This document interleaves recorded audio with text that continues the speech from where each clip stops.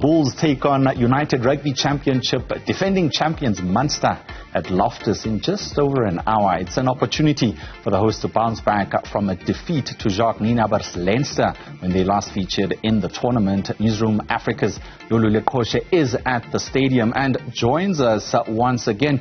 Yolulwe, we are seeing teams rotate lineups a lot in these European tournaments. Leinster have done the same against the Lions this afternoon, with the Bulls leaving players at home last week when they played in the European tournament. Will this be a norm going forward, do you predict?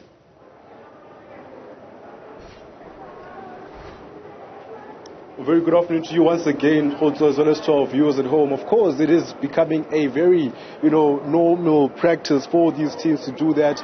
In terms of the Leinster one, I was a little bit surprised because when I was speaking to one of the journalists in the presser yesterday, Director of Rugby from the Bulls, Jacques was also curious to understand what type of team that they brought on tour, and the journalist told Jacques that he had spoken to Jacques Nienaber and said that they're going to bring a fairly strong team because they realize that they need the points as well. So I was very surprised to see that they have also gone into that particular practice, and when I left the media room, the scoreboard was not looking too good for them. Then one does also get to understand that they have tweaked their team a bit, and they also have an eye on bigger fish to fry. I don't know what the situation in Ireland is, but in South Africa, the coaches have always spoken about how they feel that they still do not have enough personnel to cope with both the competitions. Jacques has waxed lyrically about not having the amount of, salary cap to bring in the experienced players who are not necessarily Springboks, but in the franchise level in terms of the brackets. So until he gets an opportunity to expand that cap and bring in players such as he's mentioned the likes of Jesse Krills, he's mentioned the likes of the Arias Neymans who will be playing against him today as players that he wants to bring back into the system to give them further depth in their particular setup, then they will continue to do this similar practice. You saw last week it didn't bode well for them when they had to leave a lot of their Springboks home and they lost to Northampton Saints at Franklin's Garden, a team incidentally that also beat Munster in the previous round of that competition. But in that particular scenario, Jacques was quick to say it wasn't necessarily just about resting players, but it was an intent to, rotate the players that he has. He's got over 40 players contracted. So at some particular point, he's going to have to utilize all of those players, and he saw that as an opportunity to do so. Other teams might do so. The Sharks did a similar thing when they went to Glasgow Warriors last night. It also didn't bode well for them. So the problem also is that when our South African teams rest a few players and go down a notch, then it becomes very hard for them to compete at a similar level to when they've got their full complement, unlike the other countries. I guess it's a salaries thing, and the rand-pound exchange rate doesn't help either. But, bringing things a little bit closer to where you are at Loftus Versfeld, it's a big one. Are we expecting a capacity crowd? Is the crowd building up? What's happening there from the ground?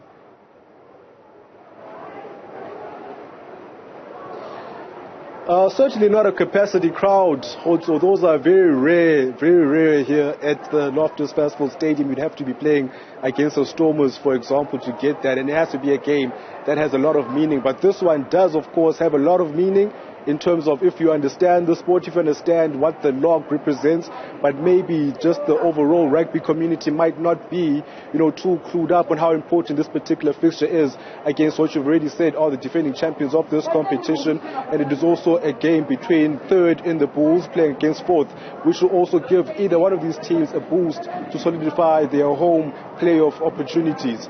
But in terms of anything filling up, it's been a rather relaxed atmosphere here at Loftus Versfeld, but I must also stress that kickoff is still about 2 hours away, so things could quickly change. We know that. We can see an influx of people coming in when there's just an hour left, so I don't want to be too quick also to say that the stands are going to be, rather empty. I want to give it a bit more of a chance and see if the fans can come through to Loftus, because listen, they will need that, the Bulls. This is a fortress for them. They have not lost any game here at Loftus Versfeld during this particular season, and a lot of that has been down to the crowd, the boisterous support that they've received from the faithful. They'll want to have something similar today because, like I said, the previous time that we spoke also, it is going to be a game where the Bulls will be tested. They will have some tough moments. They will have to have some type of motivation to get this game over the line. And usually in rugby, it is those guys in the stands, the 24th men, if you'd like to put it,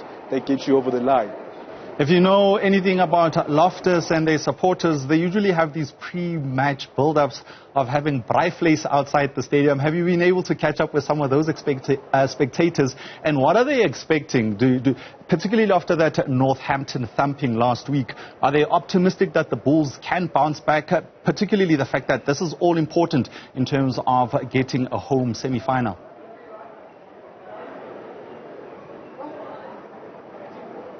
Well, Qoshe, unfortunately, I've not been able to find them. When we're driving in, where I usually find them, there was a bit of a vacant space there. But then I did realize that it is now schoolboy rugby season.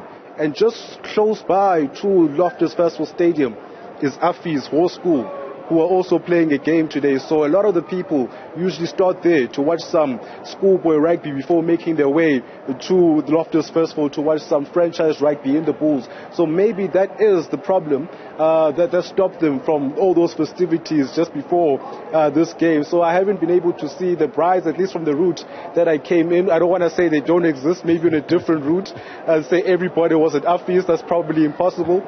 But from my vantage point, I did not see them. But to answer the question, I'm sure they will be wanting them to bounce back. Jacques, in fact, said the thing about their defense that made them open in the game against Northampton Saints was an anomaly. It was a once-off.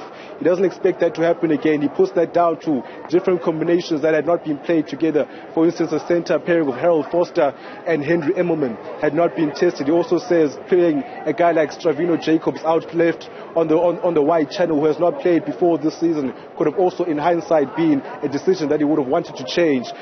So he was not making the same mistake now. You do see your regular guys, the Curtly Aronses, the Cannon Moody's, the David Krills in the center positions. They're here. Ville Leroux will also be providing that experience from the back. So they're taking this game pretty seriously because they also know the magnitude of this game. They know what a victory means in this game. They also know what a loss means in this game. They do not want to be looking over their shoulder if they lose today. They want to win today so that they can be able to usurp Glasgow Warriors, who are in second spot, so that when they go to the game against Ospreys back here at Loftus next week, they'll be in a more cushioned position to go on and try, look further and further up the log, rather than look at the likes of the Glasgow Warriors and the Munsters that could potentially be behind them by the time this weekend comes to a close. Looking at that lineup that Jacques has put together, do you reckon there'll be a lot of running rugby, or do you expect the traditional Bulls forward 10-man rugby?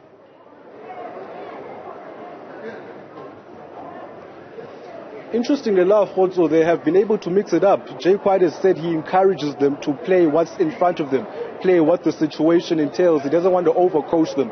And I've actually seen that from my vantage point as well, that there's been a lot of enterprise in play, not just from the back line, not just from the guys that you'd expect that from, the likes of the Aronses, the Kenan Moody's, the Devon Williams when they come on, the Ville Leroux, but from the players in the forwards as well. You've seen players like Gerard Steenekamp running the ball as well. They've got Renard Ludwig, who's also a very mobile loose forward, joined by two other very mobile loose forwards in Cameron Hanekom as well as Erg Low, who's going to be trusted with those leadership qualities today. So you would expect them to be able to play what's in front of them, but also Munster, they come here priding themselves with playing attacking rugby. So it might be a bit of a calculation, Qoshe. They might be able to say, listen, we'll have to neutralize Munster first before we show our hand, before we unleash our guys who can run from our 22, and then we take it from there. But of course, traditional Bulls rugby, they want the boys up front to do the job first. Gerard Steenekamps, the Johan Groblers, the Volko Lows, they'll have to put in that hard ground. Well, Yolulwe Qoshe coming live from Loftus Versal, saying he hasn't smelt the braaivleis yet. Is it a worrying sign that the spectators will not pitch up? I'm not quite too sure. There's still an hour before kickoff.